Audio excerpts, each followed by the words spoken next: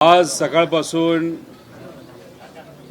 कुकडी प्रकल्प जो आहे, जो कर्जत तालुक्यासाठी अतिशय महत्त्वाचा प्रकल्प आहे,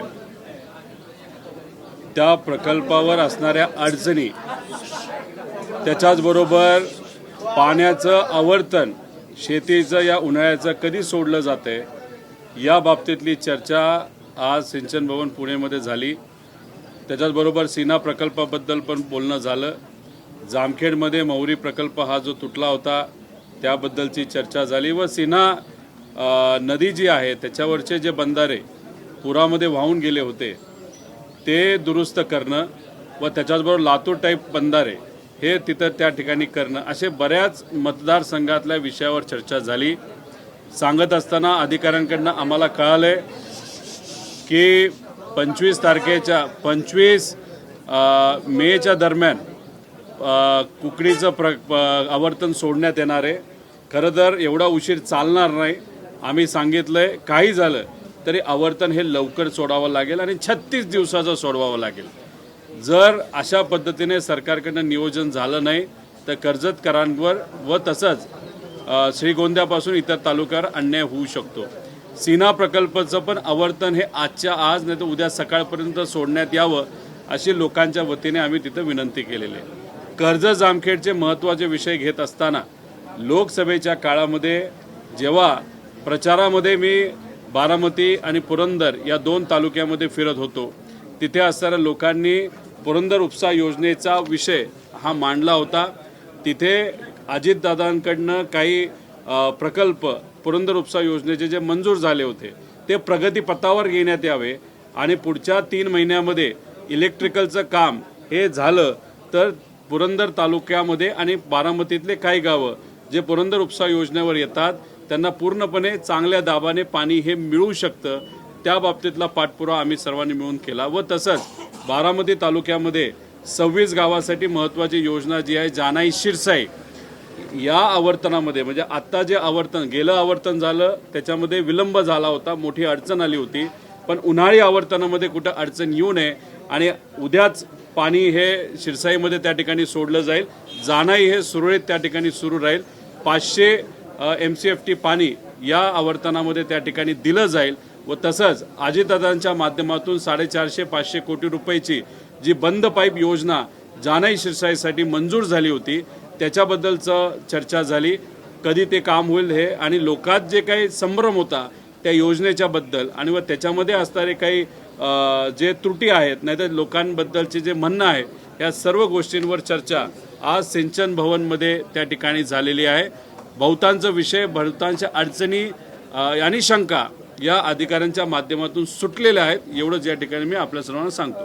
पाणी तर मिळत नाही, मात्र शेतकऱ्यांमध्ये आक्रोश आहे, कांद्याला भाव सुद्धा मिळत नाही। आता सगळेजण सांगतात की 10 रुपये पिकवायला लागतात आणि खर्च येतो आणि कांद्याचा भाव 2 रुपये 3 रुपये। सरकारचं काय झालंय, सरकार हे इलेक्शन मोडमध्ये गेलं होतं आणि वरून कुठंतरी एक आदेश आला की तुम्ही आता तुमचे सिक्युरिटी कमी करा, ताफ्यातल्या गाड्या कमी करा आणि ताफ्यातल्या कुणी मोटरसायकलवर होते, कुणी चालत येते, कुणी इलेक्ट्रिकल गाडी आणि 2 नेते एकच इलेक्ट्रिकल गाडी वापरतात। 50-50, 60-60 लाखाच्या इलेक्ट्रिकल गाड्या त्यांनी घेतल्या। अरे पण लोकांना ते परवडणार आहे का? त्यामुळे ह्या सगळ्या छान चोकीमध्ये हे सरकार अडकलेलं आहे। पण शेतकऱ्यांचे जे प्रश्न आहेत, कांद्याचा भाव 1 रुपयाला का 2 रुपयाला तिथं आलेला आहे, त्याबद्दल कुणी बोलेना। डिझेल आज मिळत नाही, तिथं राशन केलं जातंय डिझेल आणि शेतकरी जेव्हा डिझेल पंपावर जातोय तेव्हा सांगितलं जातं अजिबात तुम्हाला त्या ठिकाणी मिळणार नाही। ही आजची परिस्थिती आहे, अतिशय हलाखीची परिस्थिती शेतकऱ्याला भोगावी लागते, मजुराला भोगावी लागते। लाईटच्या बाबतीत सुद्धा जेव्हा लाईट पाहिजे 6 ते 9 तेव्हा लाईट दुर्दैवाने त्या ठिकाणी दिली जात नाही, जेव्हा दुधाचा वेळ असतो। मग अशा पद्धतीने आज शेतकरी आणि मजूर आणि खास करून ग्रामीण भाग खूप मोठ्या अडचणीतून त्या ठिकाणी जात आहे। म्हणूनच 18 तारखेला सकाळी 10 वाजता आम्ही नाशिकमध्ये एक खूप मोठं आंदोलन नाही तर त्या ठिकाणी शेतकऱ्यांवर कांद्याच्या बाबतीतली एक चर्चा त्या ठिकाणी ठेवलेली आहे। त्यामुळे जिथं कुठं शेतकरी अडचणी तिथं आम्ही अशा पद्धतीने आम्ही सर्वजण त्या ठिकाणी काम करत आहोत। सकाळपासून एक बातमी जी आहे माध्यमांमध्ये चर्चेली जाते म्हणजे की तुमच्या पक्षाच्या काही मोठ्या नेत्यांची बैठक जी आहे ती एका ठिकाणी पार पडली आणि त्या बैठकीमध्ये 2 राष्ट्रवादी एकत्र येतील का त्याच्यावरती काही चर्चा झाली। सुनील तटकरे शरद पवारांना भेटून गेले, त्यामुळे या चर्चा ज्या आहेत ते मोठ्या प्रमाणात मांडल्या. मला काय वाटतं की हे जे सर्व प्रमुख नेते आज जे भेटले ते अतिशय महत्त्वाचे मोठे अनुभवी नेते आहेत. 10 जूनला आमच्या पक्षातला तिथं स्थापना दिवस आहे आणि मग त्या अनुषंगाने आपल्याला काय गोष्टी करायच्यात, कसं करायच्यात, काही पदं आपल्याला द्यायची आहेत, त्या बाबतीतली चर्चा ही कदाचित झाली असावी. त्याच्याचबरोबर आज जे काही शेतकरी, कष्टकरी आणि सामान्य लोकांना आणि युवा विद्यार्थी आणि शहरी भागातल्या लोकांना सुद्धा ज्या अडचणी सोसाव्या लागतात त्या अडचणीवर आता कसं रस्त्यावर उतरायचं, कसं आपण लढायचं, कसा संघर्ष करायचा याचं नियोजन करण्यासाठी हे सर्व नेते आज भेटले असावेत असं मला तरी त्या ठिकाणी वाटतं.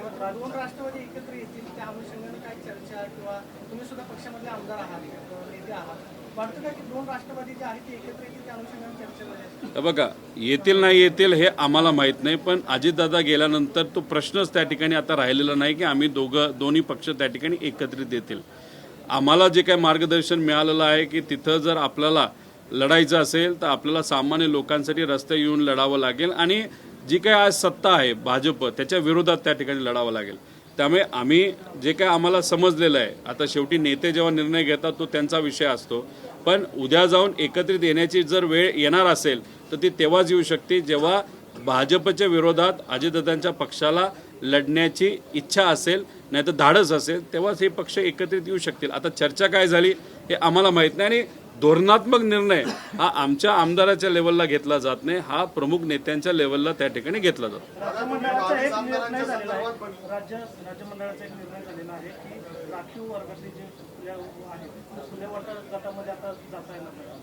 नाही, आम्हाला जे कळालेलं आहे की जेव्हा कॅबिनेटमध्ये ही चर्चा चालू होती तेव्हा तिथं असणारे विविध समाजाचे जे काही प्रमुख नेते आहेत, समजा कुणी आदिवासी समाजाचा आहे, कुणी SC समाजाचा आहे, त्या समाजाचं प्रतिनिधित्व त्या ठिकाणी करतात, काही OBC समाजाचे आहेत, त्या लोकांना या बाबतीत चर्चा करायची होती.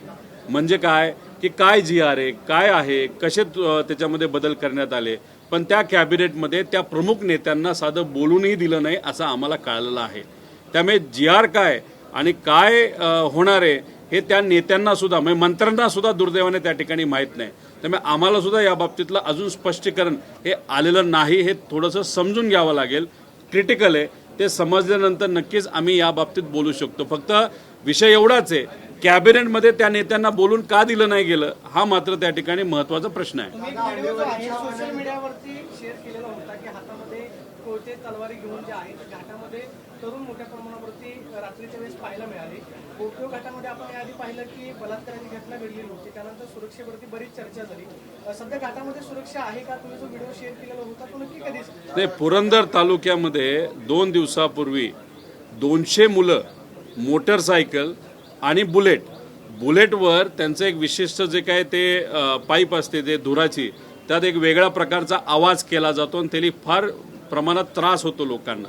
काही लोकांच्या हातात तलवारी होते, काट्या होत्या, अशा पद्धतीने हुल्लडबाजी ही दिवे घाटामध्ये तिथं केली जात होती. काही इंदापूरच्या भागातले लोक पुण्याकडे येत असताना ह्या सगळ्या गोष्टी बघितल्यानंतर तो व्हिडिओ काढण्यात आला आणि तो माझ्याकडे पाठवण्यात आला, जो मी तिथं टाकला. अशी चर्चा आहे की ती मुलं दारू पित होती आणि ड्रग्स सुद्धा करत होते.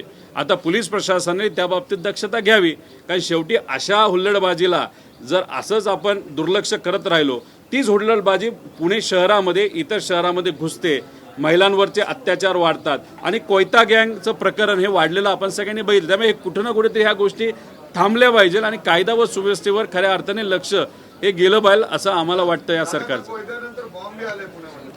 आता हॉस्पिटलमध्ये बॉम्ब सापडतो, आता येतंय कुठून?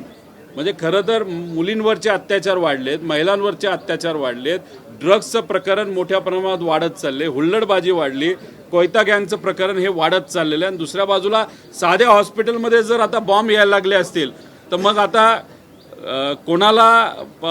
कोणाची पाठराखण हे सरकार करते, गुंडांची का कसं काय? शेवटी कसं असतं, नेत्यांचे फोटो गुंडांबरोबर आले तर गुंडांना असं वाटतं की आपलं राज्य आलंय.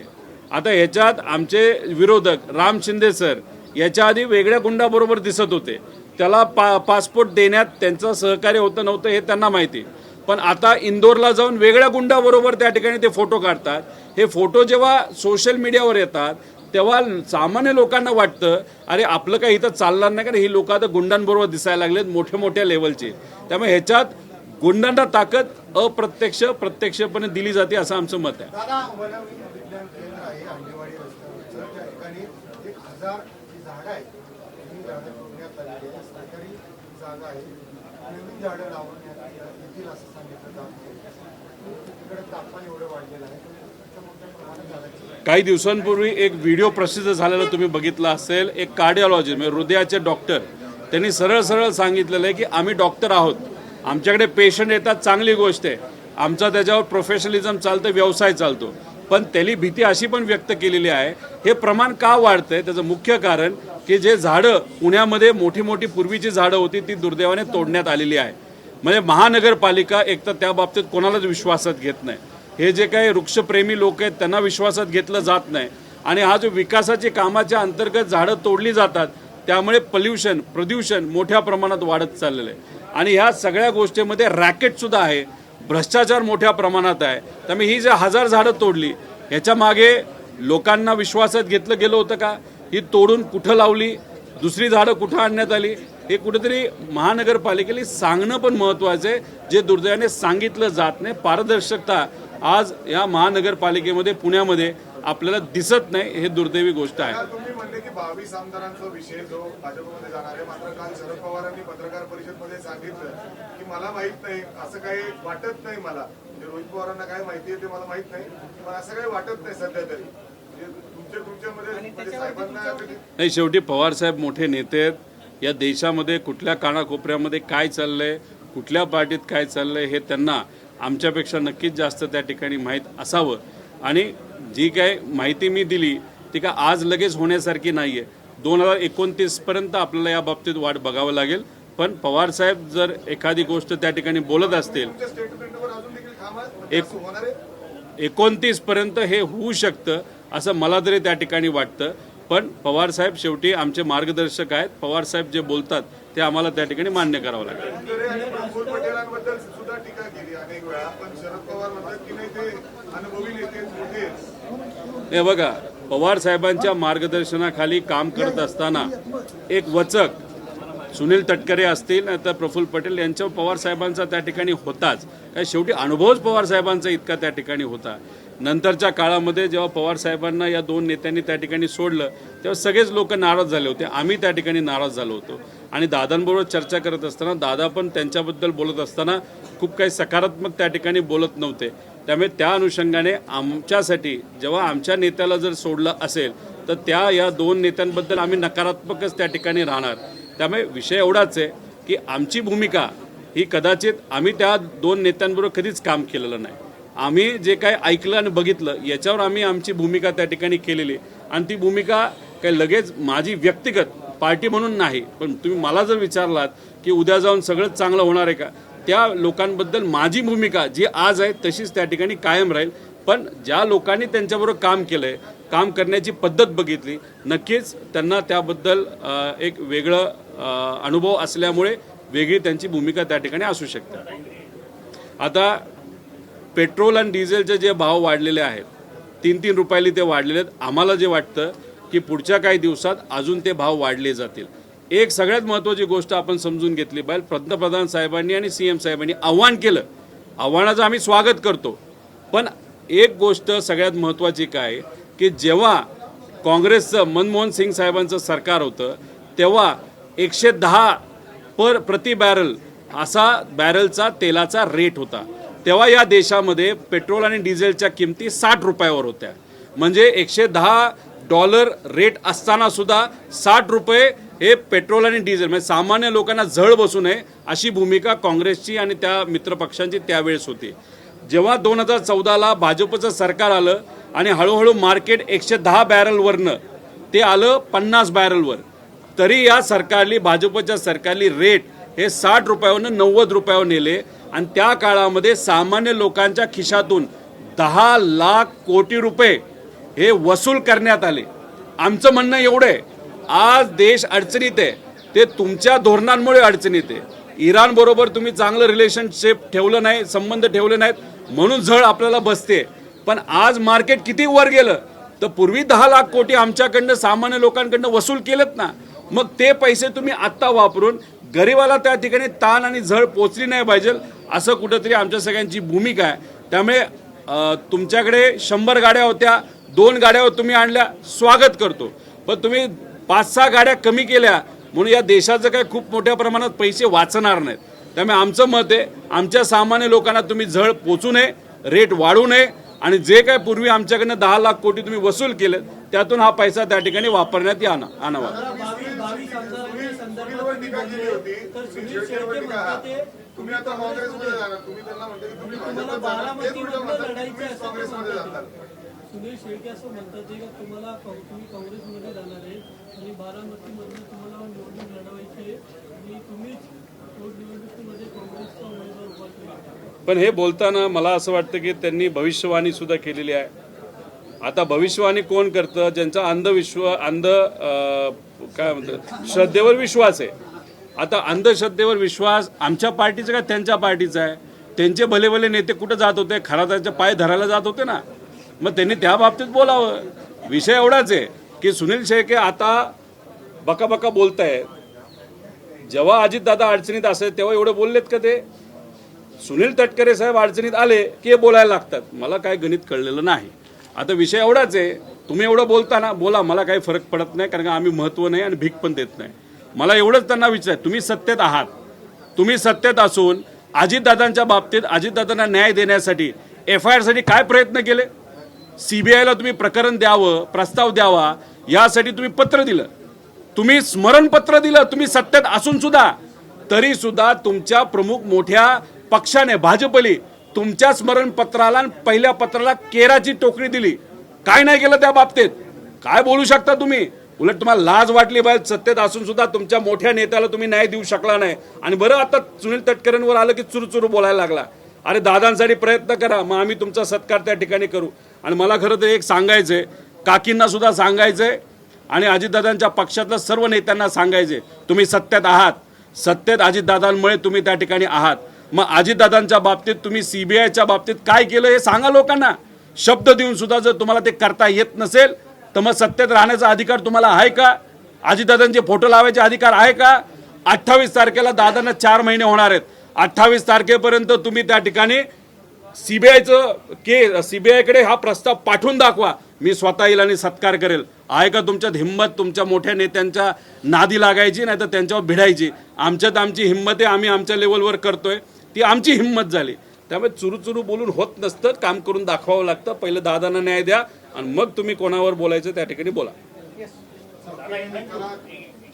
दादा, जिस तरीके से CNG, पेट्रोल और डीजल के दर बढ़ रहे हैं, लोगों में डर का माहौल है, क्या बताएंगे उसके बारे में? देखो, एक तो डर का माहौल है और गुस्से का भी माहौल है. गुस्सा इसलिए, लोगों का कहना है जब मनमोहन सिंह साहब का सरकार था तब तेल का भाव $110 था. तब भी मनमोहन सिंह साहब ने कांग्रेस के टाइम पे 60 रुपए को पेट्रोल और डीजल दिया था. जब 2014 को भाजपा की सरकार आई थी, वो डीजल के भाव 110 से $50 तक आया था. तब रेट कम करने के बजाय भाजपा के सरकार ने रेट 90 तक लेके गए और उस टाइम पे 10 लाख करोड़ सामान्य लोग हैं जो कॉमन मैन है उनसे वहां पे एक्स्ट्रा वसूल किए गए. अभी अगर उस टाइम आपने हमसे पैसा लिया था तो अभी अगर $110 $120 तक जब बैरल जाता है तब अभी हमसे और वसूल करने की क्या जरूरत है? 3 रुपए 4 रुपए बढ़ाने के. इसलिए लोगों का कहना है ये मत बढ़ा. और दूसरी बात, लोगों को अभी डर लगने लगा है कि राशनिंग होगा क्या, डीजल मिलेगा क्या. बहुत सारे स्टेट्स में हाईवे पे ट्रक जो है आज वैसे ही खुले पड़े हैं क्योंकि उनको डीजल नहीं मिल रहा. अभी भी अगर हम ग्रामीण भाग में जाते हैं, हम भी जब घूमने जाते हैं, पेट्रोल और डीजल हमको नहीं मिलता, किसानों को नहीं मिलता. इसलिए डर जायज है. और दूसरी बात, ये जो केंद्र सरकार बोल रही है कि 60 दिन का स्टॉक है, एक्चुअली जेन्युइनली कितने दिन का स्टॉक है लोगों को बताने की जरूरत है.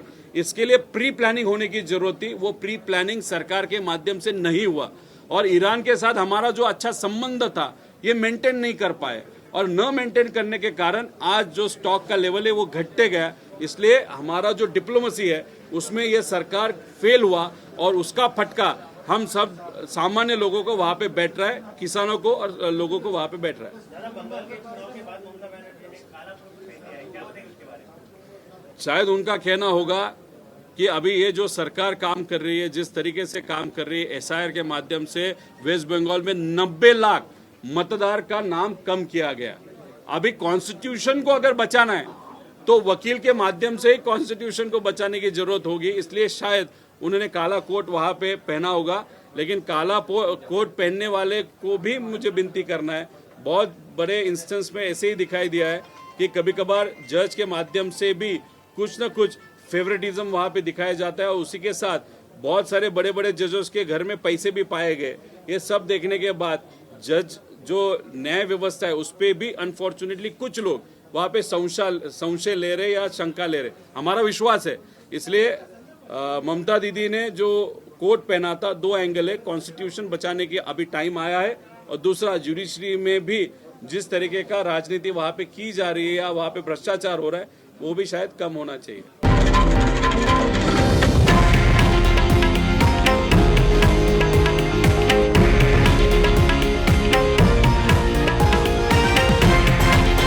हे आहे देशातील नंबर 1 न्यूज नेटवर्क आणि आपण पाहत आहात TV9 मराठी, एकमेव।